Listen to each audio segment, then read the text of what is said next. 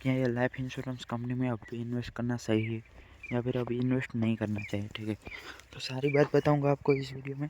ठीक है, बाकी स्टॉक के बारे में बताता हूँ पहले।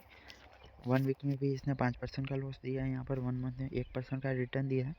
3 मंथ में फिर से यहाँ पर 5% का लॉस दिया है। ठीक है, यहाँ पर 1 ईयर में इसने दिया है 13.5% का रिटर्न। ठीक है, तो यहाँ पर अभी इन्वेस्ट करें या फिर ना करें, क्या सही है अभी इन्वेस्ट करना? देखिए, यहाँ पर अभी इन्वेस्ट करने का अगर आप कर सकते हो, दिक्कत वाली बात नहीं, लेकिन अच्छा खासा आपको रिटर्न नहीं मिलेगा। ठीक है, अगर आप ये सोच कर आओगे कि 20-22% ये रिटर्न मिल जाएगा, तो ये स्टॉक में आप मत आओ, क्योंकि यहाँ पर अच्छा खासा रिटर्न आपको नहीं मिलेगा। ठीक है, काफ़ी बढ़ चुका है कंपनी। ठीक है, अभी अच्छा खासा रिटर्न आपको यहाँ पर नहीं मिलेगा, तो मेरे ख्याल से अभी इसको अवॉइड करना ही सही रहेगा।